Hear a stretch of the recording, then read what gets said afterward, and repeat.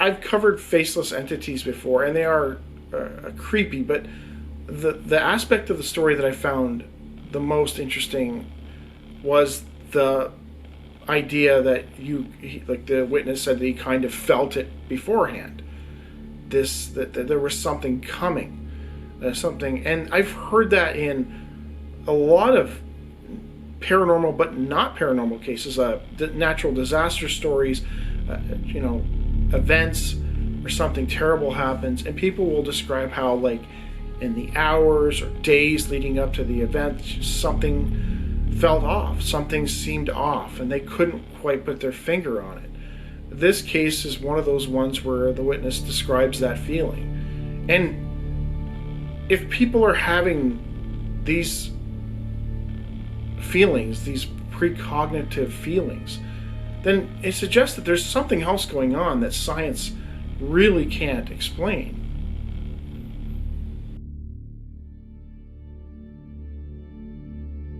In 2012, a boy living in Finland claims that he observed something strange at his window, something he'd never been able to forget. At the time, he was living on the third floor of an apartment with his family. He had a large window which allowed him access to the roof. One evening, he was messaging a friend on Facebook when he noticed what he thought was a moped driving by. He simply ignored it and carried on with what he was doing. I heard the moped again, but this time I realized it wasn't a moped. It sounded like a man's voice, but not fully human. The sound got closer and sounded like it was saying, "Ah," like ghostly and chilling. I was still messaging my friend when the sound reached my window. I see out of the corner of my eye there was a pale, faceless creature that appeared at my window. The witness immediately jumped out of bed and ran to his mother's room. She was mostly asleep when I told her I saw something scary at my window, so I don't think it registered with her. I didn't directly look at it, but from what I remember, I only saw the head. It was really dark outside and didn't see the body. It also had no hair from what I could tell. I didn't want to stay and find out. It was really close to my window, like at the glass close. Regarding the voice, he noted that it could not have been a train, which he acknowledged he lived near some tracks. It didn't sound like a train. The closest it sounded to was a man. But it also didn't sound human. Its voice sounded weak, soft, if that makes sense. The witness remained in his mother's room the rest of the evening and would not venture back into his own room until the next morning. Ever since then, the witness has had to sleep with the curtains in his room closed, and also some kind of background noise, like a TV or a fan. One aspect of this account that I found interesting is that he mentioned that in the days leading up to the encounter, he began to feel something was off. I remember feeling this fear wash over me, and the feeling wouldn't go away. I had this feeling for a couple of days before the encounter. This predictive feeling of impending doom has been mentioned in many reports from people prior to a disaster, natural or otherwise, and it makes you wonder if some events are so life-changing or horrifying that we are aware of it before it even happens.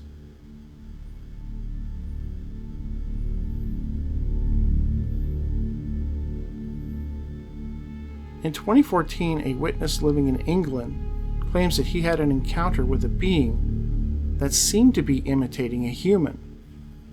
At the time, he was living with his girlfriend and young child in a house close to the center of Bolton, in northwest England. The house is what we call a 2 up, 2 down here, because they have 2 rooms upstairs and 2 rooms downstairs. The stairs ran down the kitchen side of the wall that divided the 2 downstairs rooms. My girlfriend was working on a course to become a veterinary nurse. For this, she had to work 2 p.m. to 11 p.m. shifts, so there was just me and my son in the house.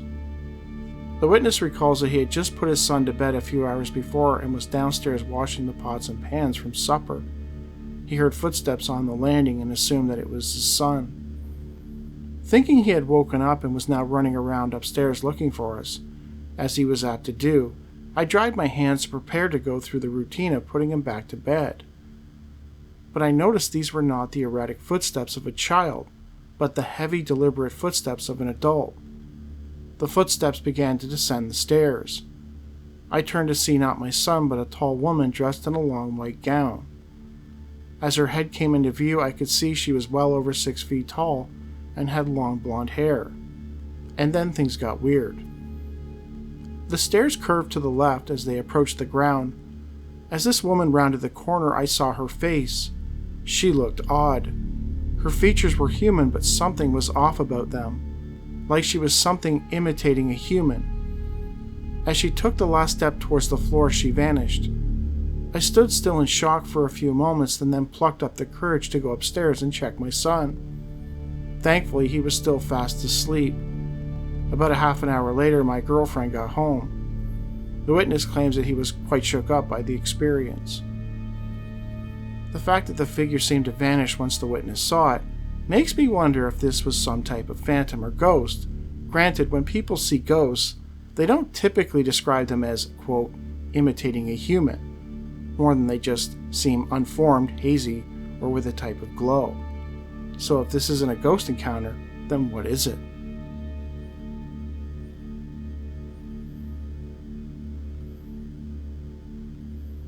In a July 6, 2022 post on the Ghost of Northeast England Facebook group, a man named Gareth Madison shared an image that he claims shows a strange creature. A creature that he is certain wasn't there when he took the photograph. In his July 6, 2022 post, he wrote, "After exploring the grounds of Cresswell Old Hall in Cresswell, Northumberland, I noticed a dark figure in one of the photos I took of the remaining rooms of the Grand Stable block. Upon review, I cropped the photo and lightened the figure to get a better look. Here is the original photo with the figure to the bottom right and the cropped lightened photo. There was definitely no one else there at the time. What do you make of it?" His image does indeed seem to show a small, hairy, bipedal creature with pointed ears walking along a pathway. It slightly resembles an Ewok from the Star Wars Return of the Jedi film. Some commenters in the group thought that it might actually be a person in a costume, possibly a child, but Madison was adamant that there was nothing there when he took the photograph. No people in costumes, and no animals. "I didn't see anything at the time," he noted.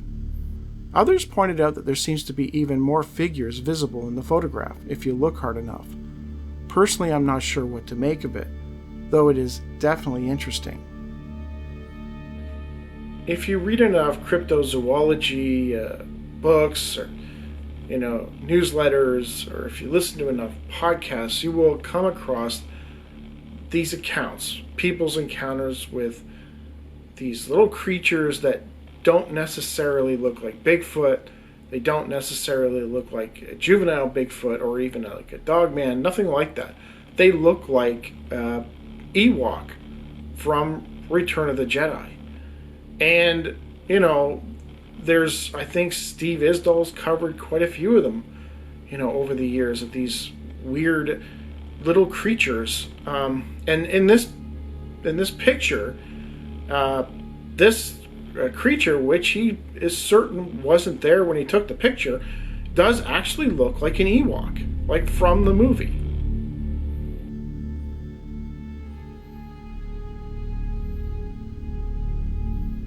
In the summer of 1992, Fresno businessman Joe Thor found himself watching a television show about UFO sightings.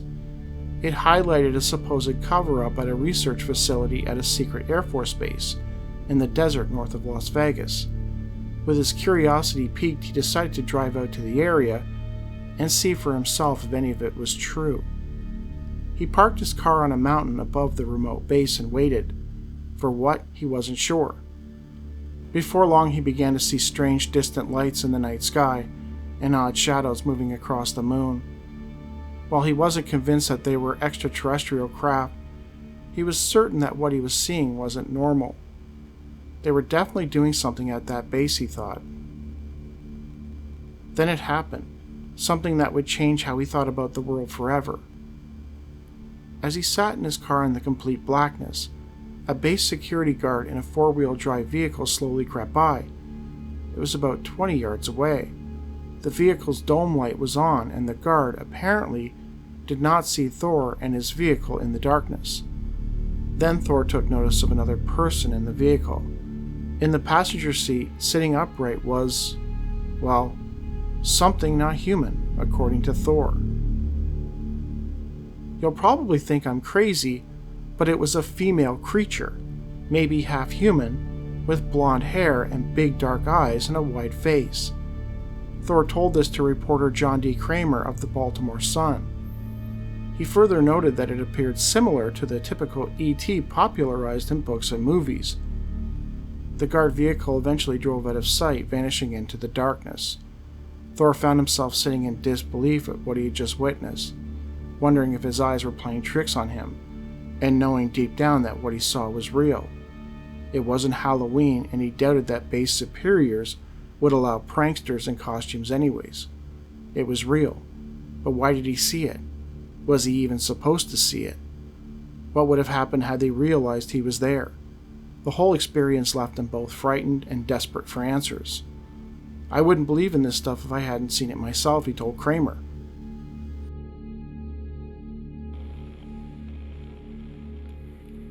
I thought that this was an interesting account. It's just extremely random. It's just this businessman who drove out to this area. You know, he was just kind of like, trying to see what was going on. He said he saw some weird lights in the sky. He saw something that looked like it passed by the moon. And then, all of a sudden this, security vehicle drives by, and inside is a security guard, I guess a normal looking security guard, and beside him is this weird looking creature that he couldn't really identify. He didn't know what it was. But it makes you wonder, like, if you're going to make up a story, you'd think you'd go big. Something landed, the creatures got out. But this guy, it's just such a random story. There's not really a lot going on, but it's really weird. And it makes you wonder, if it's true, what's going on these bases? This isn't the first time I've covered on this channel accounts of people near military bases and seeing soldiers or military men walking around with entities. And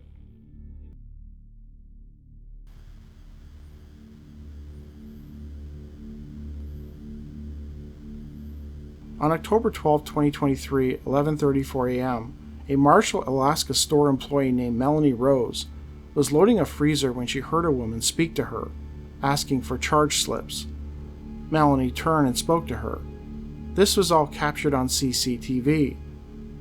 The woman Melanie spoke to never appears in the footage upon playback. It was October 22, 2023. Melanie, on her personal Facebook page, had posted a comment along with some security footage from the store's camera, which ran about 49 seconds. Recent but not recent, she wrote. I thought I was having an actual conversation with a person. She came asking where do we get charge slips. I tried to tell her 3 times, but she didn't bother to look. So I decided to show her where. She said she didn't come to the store in a long time. Melanie claims that she eventually went to retrieve the slips for her. That is when she caught sight of the security camera in the office. When I left to go show her to the office, I told the office worker she wanted a charge. But when I looked at the cameras, I saw no one. After I noticed there was nobody on the camera. The footage, which of course I can't play here, well, I guess I could if I wanted to make silly faces while reacting to it, but yeah, that's not going to happen, so you're going to get stills. Anyways, the video seems to show Melanie actually turning and speaking to a person who isn't there. Melanie eventually becomes frustrated by the woman's inability to understand her and then walks towards the office, per her statement, and out of frame. At no point does another person appear in the footage with Melanie, and definitely not in the place where Melanie claims she was standing. The comments section of the clip, no surprise, was filled with people asking about the video and the phantom female. She was an elder with a parka. She had a birthmark on her forehead, right side. She was between the Mountain Dew bottle stack and the freezer. I didn't notice she was there till she talked. One skeptical commenter suggested that it was merely an MVR police officer getting off shift, which makes sense if you ignore every other aspect of the encounter. "Pamela, this was 11:30 a.m., Melanie replied back. According to Melanie, she has never seen the woman again and has had no other incidents. Lon Strickler posted this story on his site soon after Melanie posted her account, including a link to the CCTV footage. It received very little attention at the time. If you take Melanie's word for it, then there seems to be real evidence here that she was indeed having a conversation with a person that doesn't exist. From what I can tell, Melanie has never made a dime from her footage, and she seems of sound mind. Anytime a skeptic says, well, there's no evidence, I'm always reminded of Melanie's video, and others like it. Something that pops up on the radar, receives almost no attention, and then fades away, never debunked, never explained away. Another piece of footage to be hand-waved away by the smarmy, know-it-all, where's the evidence skeptics crowd.